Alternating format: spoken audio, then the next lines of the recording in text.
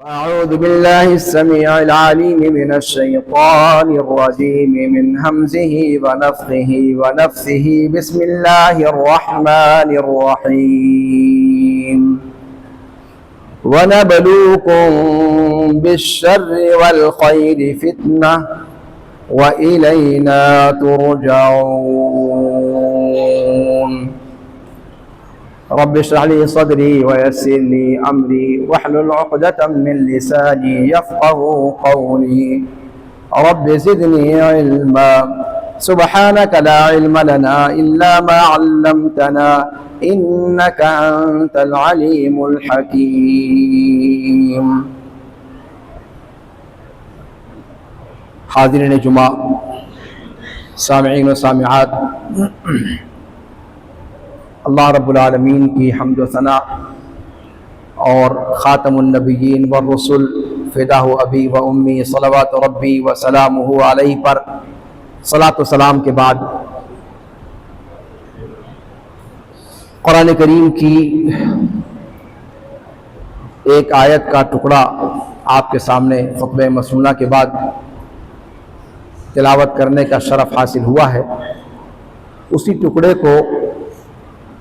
موضوع گفتگو بنا کر کچھ باتیں آپ حضرات کی خدمت میں عرض کرنی مقصود ہیں. اللہ رب العالمین حق بات کہنے، سننے، سمجھنے اور ہم سب کو اس پر عمل پیرا ہونے کی توفیق ارزانی بخشے. ہم اور آپ پچھلے کئی جمعہ سے ماہ ربیع الاول کی مناسبت سے گفتگو سنتے چلے آ رہے ہوں گے. خطبوں کے اندر آپ صلی اللہ علیہ وسلم کی سیرت کا بیان اور آپ صلی اللہ علیہ وسلم کی ذات اقدس کے حوالے سے امت کے اندر جو رسوم و رواج اور بدعات و خرافات کا ایک لامتناہی سلسلہ چل پڑا ہے، اس پر آپ نے گفتگو سنی ہوگی. یہ بات بھی زیر بحث آئی ہوگی کہ بدعاتیں جب جنم لیتی ہیں، بدعاتیں جب فروغ پاتی ہیں تو اللہ رب العالمین کا غضب، اللہ رب العالمین کا غیظ و غضب، اللہ رب العالمین کی ناراضگی جوش مارنے لگتی ہے اور انسان کے کرتوتوں کا اللہ رب العالمین اسی دنیا میں پھل دینا شروع کر دیتا ہے.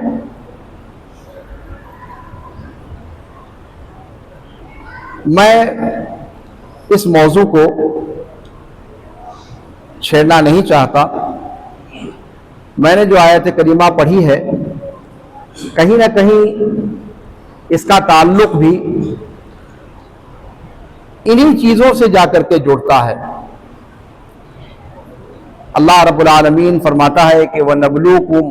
بِالشَّرِّ وَالْخَيْرِ فِتْنَةً، کہ ہم تمہیں برابر مبتلا آزمائش کرتے رہیں گے، کبھی شر کے ذریعے سے کبھی خیر کے ذریعے سے، فتنے کے طور پر، آزمائش کے طور پر ہم تمہیں آزماتے رہیں گے، خیر اور شر دونوں کے ذریعے سے. وَإِلَيْنَا تُرْجَعُونَ، اور ہماری ہی طرف تم سب لوٹائے جاؤ گے. وَإِلَيْنَا تُرْجَعُونَ. سورہ بقرہ کے اندر اسی مضمون کو ذرا مزید وضاحت کے ساتھ اللہ رب العالمین نے بیان فرمایا ہے کہ وَلَنَبْلُوَنَّكُمْ بِشَيْءٍ مِّنَ الْخَوْفِ وَالْجُوعِ وَنَقْصٍ مِّنَ الْأَمْنِ وَلَنَبْلُوَنَّكُمْ بِشَيْءٍ مِّنَ الْخَوْفِ وَالْجُوعِ وَنَقْصٍ مِّنَ الْأَمْنِ وَالْأَنفُسِ وَالثَّمَرَاتِ وَبَشِّرِ الصَّابِرِينَ. یہاں اللہ رب العالمین نے آزمائشوں کے سلسلے کو ذرا تفصیل کے ساتھ بیان فرمایا ہے. خوف کا تذکرہ اللہ رب العالمین نے کیا. اللہ رب العالمین اپنی آزمائشیں ہم پر مسلط کر دے گا، وہیں طور کہ خوف و ہراس کا ماحول پیدا ہو جائے گا، ہر طرف بلائیں گردش کرتی ہوئی نظر آنے لگیں گی، سوتے میں، جاگتے میں، جلوت میں، خلوت میں، گھر میں، بازار میں، باہر، اندر، ہر جگہ انسان پریشان ہو اٹھے گا۔ الخوف، خوف کے زیر سایہ انسان سانس لینا شروع کر دے گا، اور خوف کا اس قدر عام ہو جانا، اللہ تعالیٰ فرماتا ہے کہ یہ ہماری ابتلا ہے۔ وَلَنَبْلُوَنَّكُمْ بِشَيْءٍ مِّنَ الْخَوْفِ، پہلا تذکرہ اللہ رب العالمین نے خوف کا کیا، پھر اللہ رب العالمین نے جوع کا تذکرہ کیا، بھوک مسلط کر دے گا اللہ رب العالمین، بھوک مسلط کر دے گا انسان کو، رزق کے اندر سے برکت اللہ رب العالمین کھینچ لے گا، نانے شبینہ کا محتاج بنا دے گا، کھانے اور پینے کے لالے پڑ جائیں گے، بھوکمری مسلط ہو جائے گی، قحط سالی مسلط ہو جائے گی۔ اسی کی وضاحت آگے کی، وَنَقْصٍ مِّنَ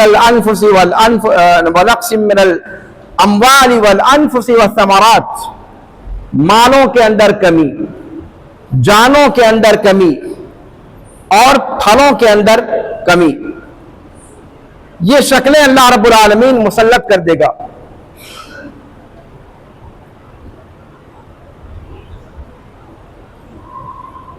آج اپنے ارد گرد آپ اگر نگاہ ڈالیں تو آپ کو اندازہ ہوگا کہ ان آزمائشوں میں سے اکثر و بیشتر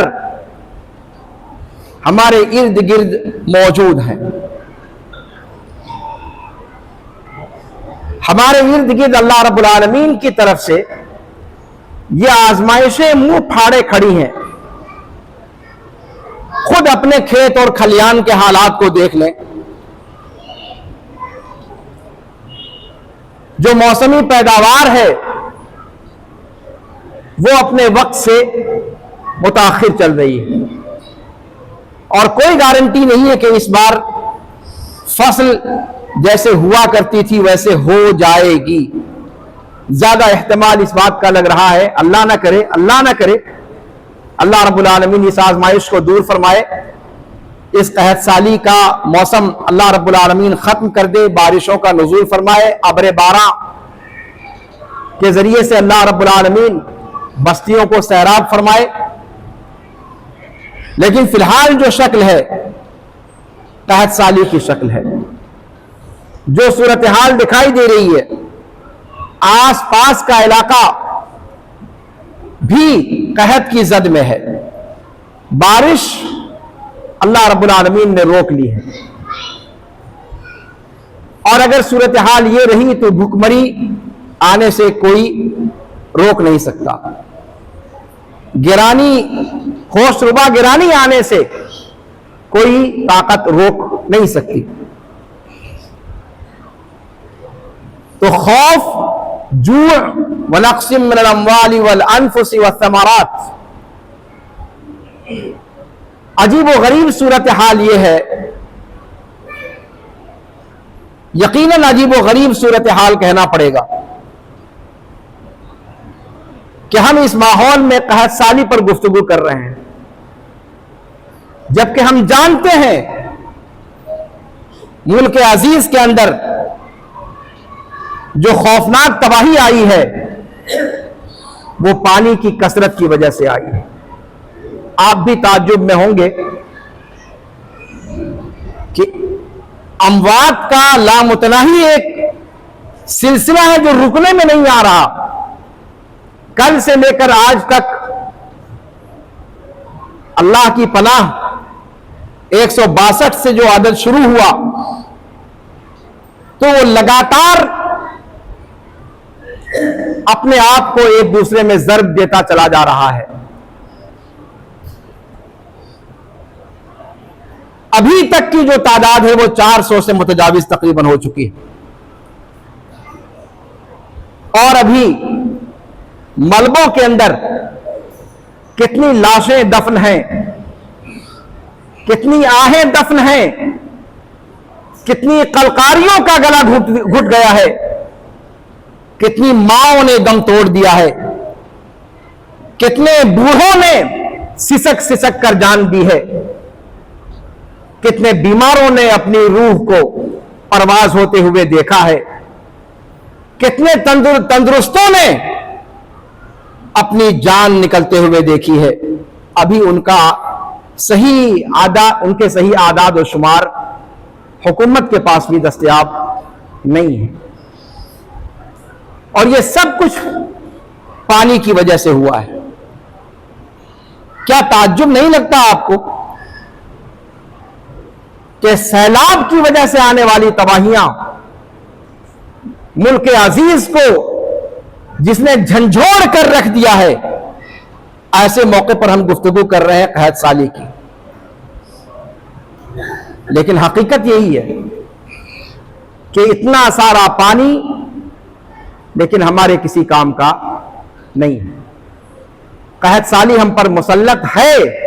اور حقیقت یہی ہے، اور دنیا بھی اس کو تسلیم کرتی ہے کہ یہ سارا کا سارا معاملہ موسم کی تبدیلی کی وجہ سے ہو رہا ہے۔ درجہ حرارت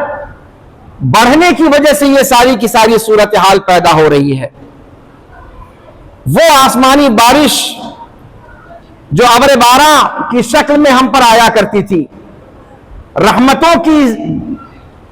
برسات بن کر ہم پر برسا کرتی تھی، وہ بارش اللہ رب العالمین نے روک لی ہے۔ ماحولیات کی تبدیلی کی وجہ سے، گرمی کی شدت کی وجہ سے بارشیں رک گئی ہیں، اور اس کا جو قدرتی ذخیرہ اس کائنات کے اندر جلیدی شکل میں موجود تھا، گلیشیئرز کی شکل میں موجود تھا، تاپمان بڑھنے کی وجہ سے،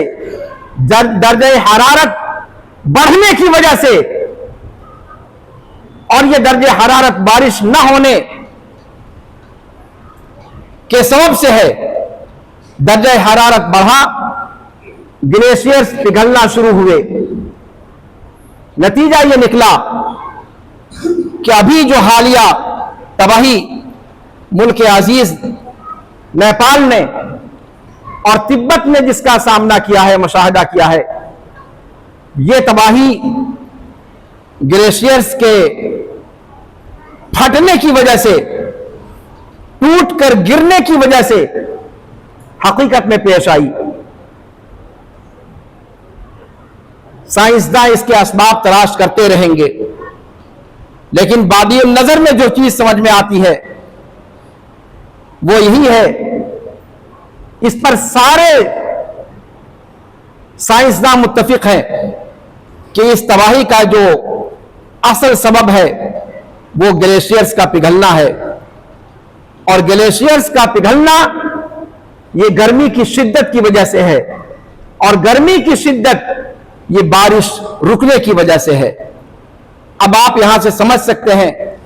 کہ اللہ رب العالمین نے جو اس آیت کریمہ کے اندر ارشاد فرمایا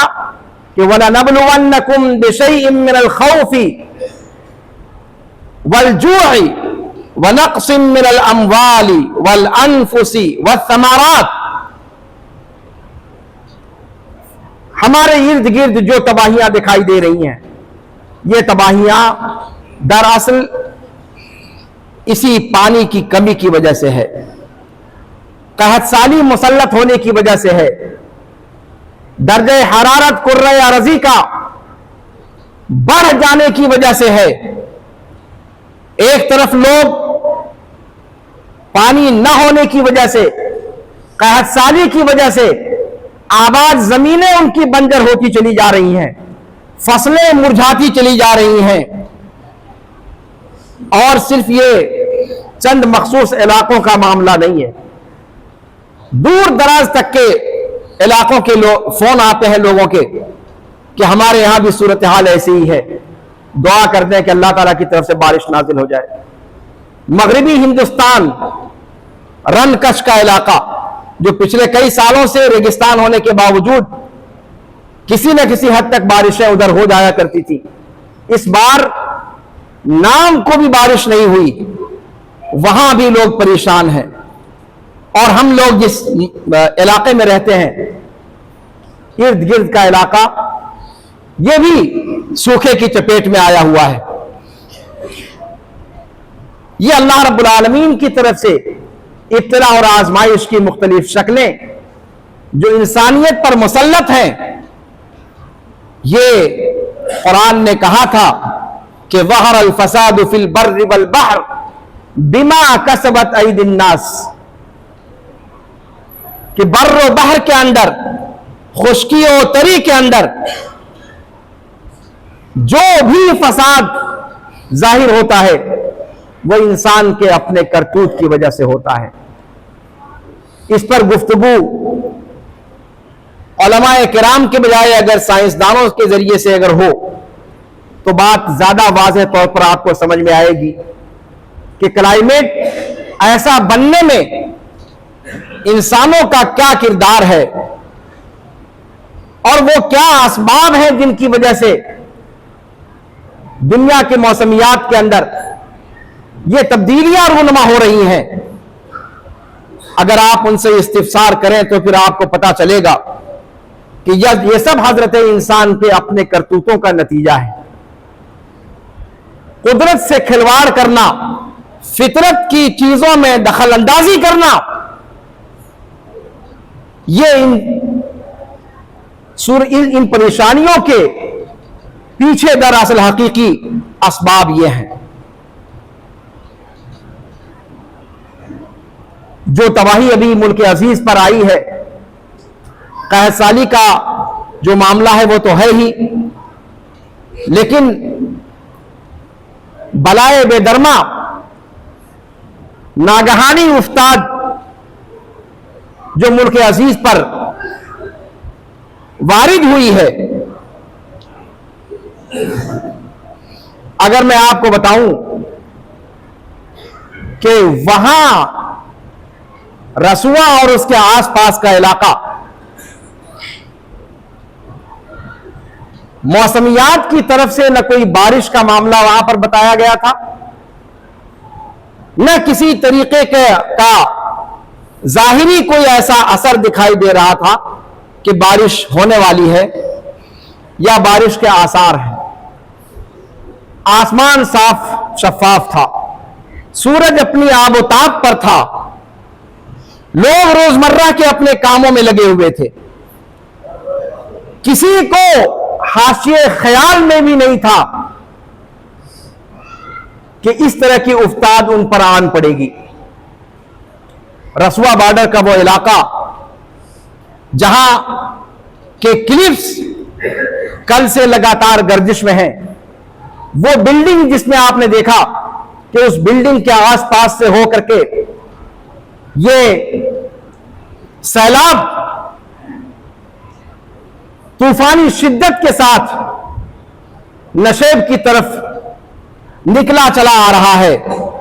آندھی اور طوفان کی طریقے سے، اتنی شدید رفتار سے کہ اپنے سامنے نہ کسی پل کی کوئی حیثیت رکھتا ہے، نہ کسی بلڈنگ کی کوئی حیثیت رکھتا ہے۔ وہاں کے رہنے والے لوگ، اگر آپ اس واقعے سے چند منٹ پہلے کے حالات کو دیکھیں، نارمل انداز میں لوگ بارڈر کراس کر رہے تھے اور کسٹم اپنا اپنا کام کر رہے تھے،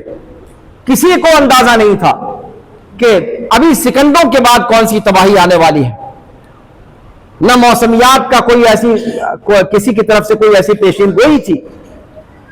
آن کی آن میں بغیر بادل کے، بغیر بارش کے آثار کے، پہلے لوگوں نے آواز سنی، اور آواز ایسی عجیب و غریب تھی کہ ناگہانی طور پر لوگوں کے کان کھڑے ہو گئے، ہڑبڑا کر کے لوگ ادھر ادھر بھاگنا انہوں نے شروع کر دیا۔ لیکن یہ آواز سننے کے بعد پانی پہنچنے نے زیادہ وقت نہیں لیا، ادھر آواز سنی گئی، ادھر چند منٹوں کے اندر اس طوفانی رفتار سے طوفان بلاخیز پانی جو انتہائی شدید مقدار میں ملبوں سمیت اپنی پوری رفتار کے ساتھ آ رہا تھا، آ کر کے اس نے ان کو اپنا لقمہ بنا لیا۔ میں اس علاقے کے اندر گیا ہوں، اگر آپ اس علاقے میں جائیں تو یقین مانے میں اب بھی جسم تھر تھرا رہا ہے، کانپ رہا ہے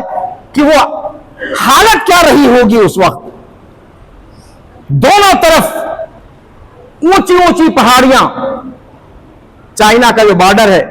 دونوں طرف اونچی اونچی پہاڑیاں، بیچ میں ایک تنگ سا راستہ، ایسی سڑک جو باقاعدہ ابھی ڈامر وغیرہ بھی جس پر نہیں ڈالا گیا تھا، آدمیوں کا آنا جانا اس طرف سے کم ہوتا ہے، عام طور سے ٹریلے وغیرہ ادھر سے آتے اور جاتے ہیں، ایکسپورٹ اور امپورٹ، چائنا کا ایکسپورٹ جو رہتا ہے وہ اسی راستے سے ہندوستان نیپال میں امپورٹ ہوتا ہے۔ صرف ان کے آنے اور جانے کا راستہ، اور ایک طرف نالا گہرا پتلا سا، اور اگر اس ہموار زمین کو چھوڑ دیں، اتنی سی زمین، تو پھر آس پاس دونوں طرف اونچے اونچے پہاڑ، اور وہ بھی ایسے پہاڑ ہیں جو عام پہاڑوں سے الگ، بالکل سیدھے انداز میں کھڑے ہوئے پہاڑ، جن پر نہ کوئی سبزہ ہے نہ کوئی درخت ہے۔ ان پہاڑوں کا معاملہ یہ ہے کہ وہ گلیشیئرز والے پہاڑ ہیں، آپ کہہ سکتے ہیں کہ یہ ننگے پربت ہیں، ننگے پہاڑ۔ اگر اس طرح کی اچانک افتاد آن پڑے تو آدمی سوائے ہموار راستے کے، یعنی جو سیلاب کا راستہ ہے، اس راستے پر آگے بھاگنے کے بجائے دائیں بائیں جانے کا راستہ اس کے پاس نہیں ہے۔ ایسی پہاڑیاں بھی نہیں ہیں کہ وہ کم از کم پہاڑی پر چڑھ جائیں۔ یہ میں بالکل جو بارڈر کا علاقہ ہے، جہاں کا سین آپ نے دیکھا کلپ کے اندر، اتنی بھی گنجائش ان کے پاس نہیں تھی دائیں بائیں، کہ دائیں بائیں ہو جائے وہ، اور دائیں بائیں کسی بلند جگہ پر چلے جائیں،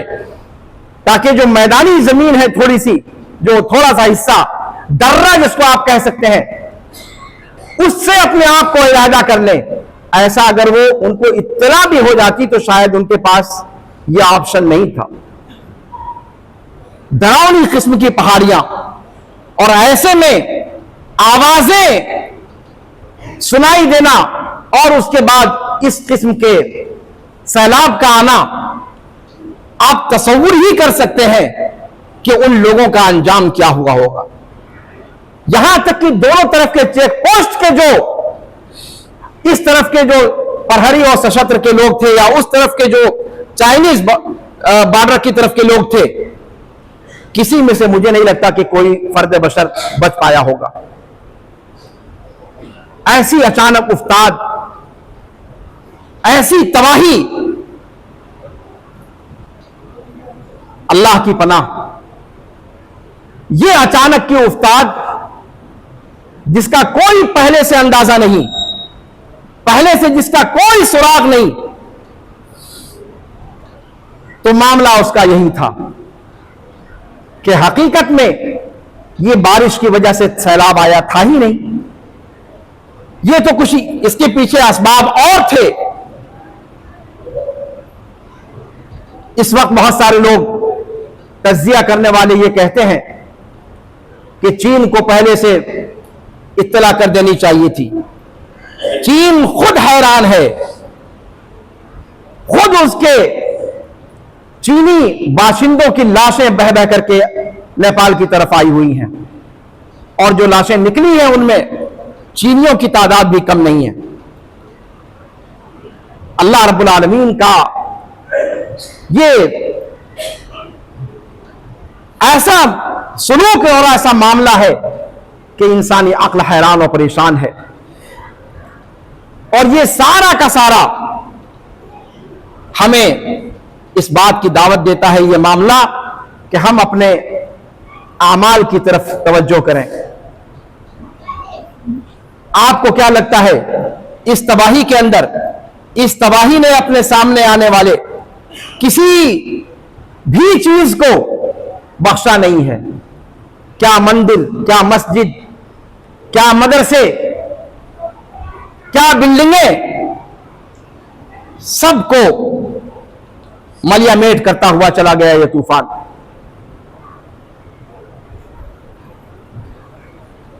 उन बाज मदारिस के अंदर भी उस इलाके में जाने का इत्तेफाक हुआ जिन मदरसों को आज इस तूफान ने निगल लिया। मदरसे की पूरी इमारत सैलाब की नजर हो गई, मस्जिद सैलाब की नजर हो गई, उसके अंदर पूरी बिल्डिंग के अंदर ऊपर से नीचे तक कीचड़ भर गया, मलबा पूरा भरा हुआ है। अल्लाह का शुक्र यह हुआ कि जिस मदरसे की बात कर रहा हूं, अल्लाह ताला का शुक्र है कि वो चाइनीज बॉर्डर से कुछ फासले पर था और वहां आसपास जो पहाड़ थे वो हरे भरे पहाड़ थे। बच्चों ने पहाड़ों पर चढ़ करके, मुदर्रिसीन ने पहाड़ों पर चढ़ करके अपनी अपनी जानों को बचाया। तो जाने अल्लाह ताला ने महफूज रखी, अमलाक की तबाही बेइंतहा हुई। ये सारे मौके हमें इस बात की दावत देते हैं कि ऐ हजरत इंसान, आपकी साइंस जितनी भी तरक्की याफ्ता हो जाए, आपकी दुनिया जितनी भी तरक्की याफ्ता हो जाए, लेकिन अल्लाह रब्बुल आलमीन के कहर के सामने, अल्लाह रब्बुल आलमीन की कुदरत के सामने आप कुछ भी नहीं है। परेकाह की हैसियत भी आपकी नहीं है। इसलिए अपने अपने आमाल की दुरुस्तगी की तरफ तवज्जो दें, अपने अपने आमाल को दुरुस्त करने की तरफ तवज्जो दें। अल्लाह रब्बुल आलमीन की इस किस्म की आफतों को देख करके एक मुसलमान इबरत लेता है। अल्लाह के रसूल जनाब मोहम्मद रसूलुल्लाह सल्लल्लाहु अलैहि वसल्लम का जो तर्ज अमल है, अभी ये सब बातें जब कही जा रही हैं तो हम में से बहुत सारे लोगों को ये चीज महसूस होती होगी कि साहब हम लोग कलमा गो हैं, हम लोग मुसलमान हैं, हम लोग ये हैं, हम लोग वो हैं, हम लोग इतने पहुंचे हुए हैं, अल्लाह के मुकर्रबीन हैं, हमारे साथ कैसे ये बात हो सकती है कि अल्लाह का कोई अजाब आए या अल्लाह की कोई गिरफ्त आए। जनाब मोहम्मद रसूलुल्लाह सल्लल्लाहु अलैहि वसल्लम जो इस कायनात के सैयद हैं, सैयदुल बशर, सारी की सारी मखलूकात के आका और सरदार, उनका क्या मामला होता था। आयशा रज़ी अल्लाह ताला अन्हा फरमाती है कि जब आसमान पर बदलियां छाती थी तो खौफ और दहशत में मुब्तला हो जाया करते थे अल्लाह के रसूल सल्लल्लाहु अलैहि वसल्लम। लोग खुशियां मनाने लगते थे, नाचने और कूदने लगते थे, बच्चे खुशी के नारे बुलंद करने लगते थे। और अल्लाह के रसूल सल्लल्लाहु अलैहि वसल्लम का मामला यह होता था, माँ आयशा रज़ी अल्लाह ताला अन्हा फरमाती है कि आप सल्लल्लाहु अलैहि वसल्लम के चेहरे का रंग मुतगय्यर होने लगता था। कहती है कि मैं पूछती कि अल्लाह के रसूल सल्लल्लाहु अलैहि वसल्लम, ये एक बार नहीं, ये बारहा देखा हुआ मेरा मुशाहदा है कि जब इस किस्म का माहौल बनता है, बारिश के आसार नजर आने लगते हैं, तो बजाय खुश होने के आप परेशान हो जाते हैं, आपके चेहरे की रंगत मुतगय्यर हो जाती है, आप घबरा जाते हैं। ऐ अल्लाह के रसूल, ऐसा क्यों है? अल्लाह के रसूल सल्लल्लाहु अलैहि वसल्लम ने जवाब दिया कि मुझे डर लगता है कि न जाने इस आने वाले बादल के अंदर क्या छुपा हुआ है, अल्लाह की रहमत छुपी हुई है, या फिर ये बादल वो बादल है जिन बादलों को देख करके एक कौम ने कहा था कि हादा आरिदुम मुमतिरुना, कि ये बदली हम पर बारिश बरसाने वाली है। लेकिन जब बरसाई, जब इस बारिश ने आकर के उन पर बरसाया तो क्या चीज बरसाई और उस कौम की क्या दुर्गत बनी,